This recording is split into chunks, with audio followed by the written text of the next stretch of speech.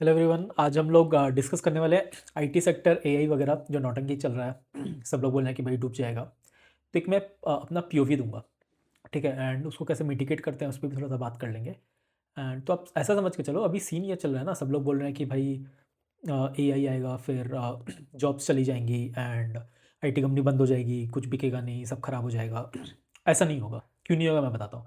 मतलब कुछ कुछ मैं लॉजिकल चीज़ें में आपको मैं बताने की कोशिश करूँगा।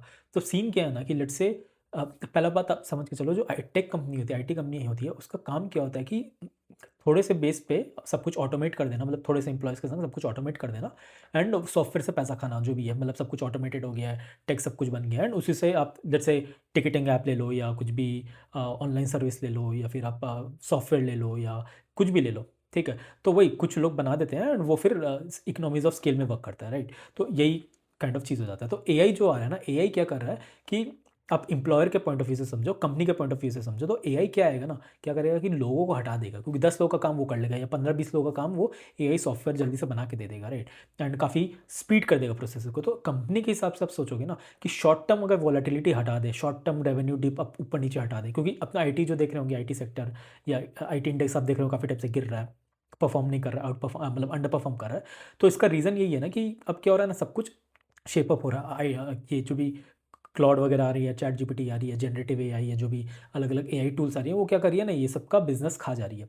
तो उसके साथ साथ आप देखोगे ना क्या कर रहे हैं ये कंपनीज, क्या कर रहे हैं ना कि ये बाकी एआई कंपनीज के संग जाके अपना या तो अपना खुद का इंटरनल टूल बना रहे हैं या तो दूसरे कंपनीज के संग जाके पार्टनरशिप कर रहे हैं। Just to name a few, I think आज ही सुबह एक न्यूज़ आया था, आज ये कल आया था कि इन्फोसिस क्लॉड के संग टाई अप कर रहा है, राइट। एंड अब देख लो, रिलायंस जियो ने भी गूगल जेमिनी के संग टाई अप किया, फिर अपना एयरटेल ने भी परप्लेक्सिटी के संग किया। तो ये लोग क्या कर रहे हैं ना, धीरे धीरे सब लोग एआई टूल्स के संग बड़े कंपनीज के संग काइंड ऑफ मर्ज कर रहे हैं, उनका सर्विसेज ले रहे हैं, धीरे धीरे ये सब चीज़ें हो रही है। कुछ टाइम पहले एंट्रोफिक ने, जो क्लॉड का पेरेंट कंपनी है, उसने भी ऐसा बोला कि हम लोग एक टूल निकाल रहे हैं जिससे जो भी है बहुत सारी चीज़ ऑटोमेट हो जाएगी। तो हाँ, थ्रेट है, थ्रेट है। बट अगर आप पूरे इंडस्ट्री के हिसाब से सोचोगे तो इससे क्या होगा ना, बहुत सारी बोरिंग चीज़ें ऑटोनॉमस हो जाएगी, मतलब बहुत सारी चीज़ें ऑटोमेट हो जाएंगी, लोग कम लगेंगे। तो एम्प्लॉय पॉइंट ऑफ व्यू से जो लोग काम कर रहे हैं, एम्प्लॉय पॉइंट ऑफ व्यू से वो लोग आप बोल सकते हो कि हो सकता है जॉब वगैरह चल जाए।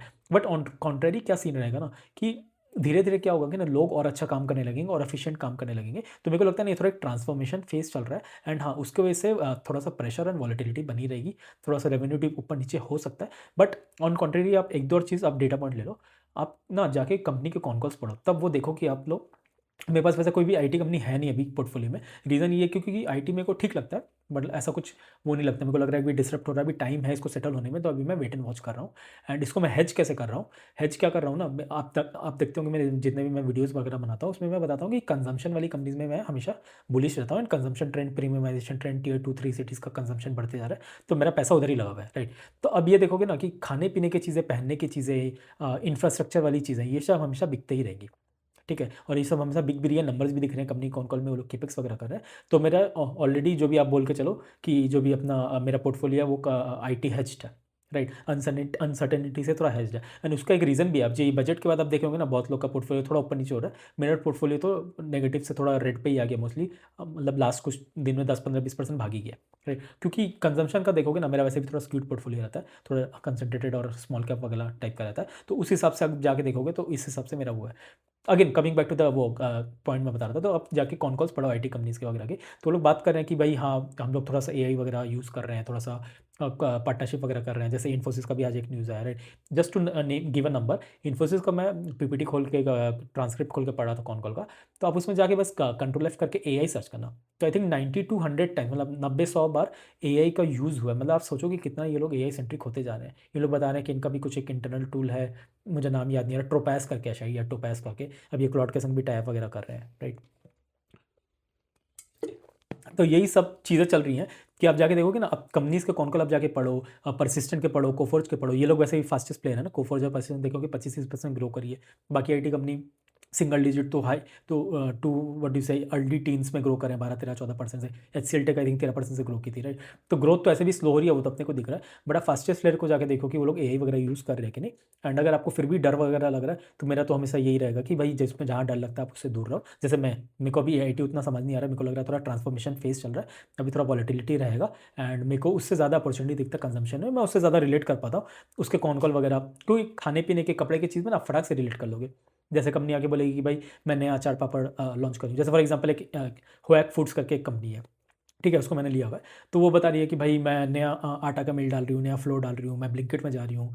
फिर मैं क्या कर रही हूँ कि मैं मतलब वो लोग क्या कर रहे हैं कि लोग आटा पापड़ चावल ये सब बना रहे हैं, वो सब बेचना शुरू करेंगे, राइट। तो ये सब काफ़ी मतलब देखने में अच्छा लग रहा है, सुनने में अच्छा लग रहा है। एंड एक स्टोर से दूसरा स्टोर खोल रहे हैं, नया फ्रेंचाइजी स्टोर खोल रहे हैं। तो ये सब से क्या होता है ना, समझने में मतलब बिजनेस काफ़ी ईजी हो जाता है, राइट। हैविंग सेड दैट, ये नहीं है कि मैं आईटी को इग्नोर करके चलूँगा, मैं वेट एंड वॉच करूँगा, मैं पढ़ूंगा। अब एक और मैं सिनारी बताता हूँ। जब .com बबल भी आया था अपना 2000 में, मैं तो तब छोटा था, मैं तो उतना मेरे को याद भी नहीं है, मतलब मैं तो बच्चा था, 5-6 साल का होऊंगा हार्डली।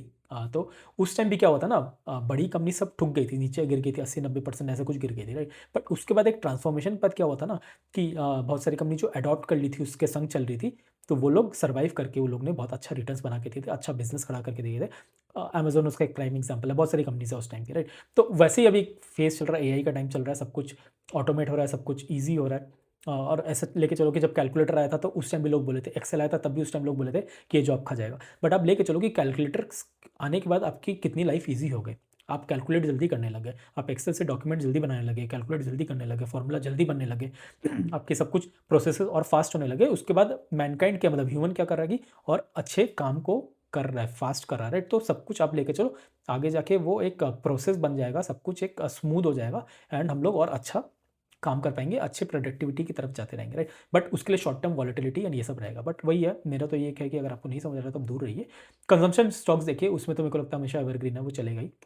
मैं उसमें काफ़ी बुलिश हूँ।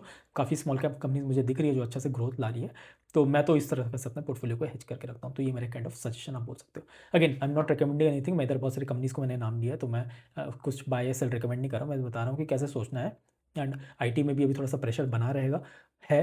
एंड अगर नंबर्स अच्छे आएंगे तो उसके बाद नंबर्स हमको लोग को दिखने लगेंगे। मार्केट को भी थोड़ा अनसर्टिनिटी रहता है। अब मैंने क्या बताया था, बुल मार्केट के लिए या फिर जो भी आप लेके चलो कि मार्केट अच्छा होने के लिए 3 चीज़ ही होता है। एक सर्टिनिटी होनी चाहिए, जो कि ओवरऑल सर्टेनिटी दिख गई है अपने को, क्योंकि ट्रम्प की डील साइन हो गई है, फिर अपना क्या बोलते हैं बजट सब कुछ हो चुका है, राइट।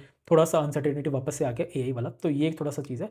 और दूसरा चीज़ होता है अपना क्या बोलते हैं कि अर्निंग्स ग्रोथ आनी चाहिए। अर्निंग्स ग्रोथ अभी धीरे धीरे मैं देख रहा हूँ कंजम्पशन स्टॉक्स में तो आ गई है, बट आईटी में अर्निंग्स ग्रोथ उतनी दिख नहीं रही है, तो उस वजह से मैं ऐसे भी दूर रह रहा हूँ। एक दो कंपनी में दिख रही है, जो कि अपना कोफोर जो परसिस्टेंट ले लो, आई थिंक एक सिग्मा सॉल्व या सिग्मॉइड करके कंपनी है, वो भी आई थिंक 30-40% से ग्रो कर रही है। पेलेट्रो करके कंपनी है, वो भी शायद 60-70% से ग्रो कर रही है।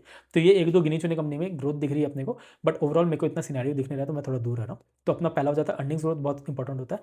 दूसरा इंपॉर्टेंट होता है सर्टिनिटी, तीसरा इंपॉर्टेंट होता है सेंटिमेंट। सेंटिमेंट ना मेरे हिसाब से थोड़ा एक लैगिंग इंडिकेटर होता है, वो पहली दो चीज़ें जब सही हो जाती है ना, तब सेंटिमेंट कैचअप करता है। तो मेरे को लग रहा है कि बुल मार्केट हम लोग मोस्टली आ गए, थोड़ा सा एआई का ये जो नौटंकी है ये बंद हो जाए, तो मेरे हिसाब से मोस्टली हम लोग एक गोल्ड माइन पे बैठे हैं, बहुत अच्छा टाइम पे बैठे हुए हैं। कोविड के बाद आई थिंक ये next best time as per me है, मुझे तो ऐसा लग रहा है। And again I am very bullish on consumption stock and थोड़ा सा इंफ्रा स्टॉक्स वगैरह। तो मेरा तो उसमें काइंड ऑफ बिजनेस में मन लगता है, मैं उसमें ही मोस्टली वीडियोज़ बनाता हूँ, बाकी भी देखते रहता हूँ, जैसे जैसे मुझे समझ आता है मैं देखते रहता हूँ। तो चलिए वही है कि मैं तो बोलूँगा कि आप थोड़ा सा देख के चलो। एंड वही है, ऐसा कोई डरने का बात नहीं है कि आईटी डूब ही जाएगा, डूबेगा नहीं। मेरे हिसाब से कुछ टाइम लगेगा सबको एआई अडॉप्ट करने में, धीरे धीरे लोग कोलैबोरेशन कर भी रहे हैं। जैसे ये हो जाएगा ना, उसके बाद एक नेक्स्ट फेज ऑफ आपको ग्रोथ दिखेगा एआई कंपनीज में, टेक कंपनीज में, जहाँ पे ऑपरेटिंग लेवरेज ज़्यादा मिलने लग जाए, क्योंकि आप एआई को यूज़ करके 15-20 लोग का जब आप काम छोटे से एक एआई टूल करके दे देगा ना, तो प्रॉफिट्स काफ़ी इमेंस आ सकती है, राइट। तो यही चल रहा है अभी बाकी पूरी इंडस्ट्री में। In fact non traditional non tech companies भी एआई को यूज़ करने के लिए टूट पड़ी है। हम मैं भी जैसे मैं भी टेक बैकग्राउंड से हूँ, तो मुझे आइडिया है, मैं भी यूज़ करता हूँ एआई को, यूज़ करता हूँ जेमिनी को यूज़ करता हूँ, चैट जीपीटी भी यूज़ करता हूँ। तो हर टूल का थोड़ा थोड़ा अलग अलग काइंड ऑफ एक फीचर है, तो मैं सब कुछ एक्सप्लोर करता रहता हूँ, राइट। तो हम लोग को भी आगे जाके वैसे एक्सप्लोर करना होगा, क्योंकि नहीं करोगे तो आप भी मार्केट से बाहर हो जाओगे। तो चलिए यहीं तक रखते हैं, I'll see in the next video.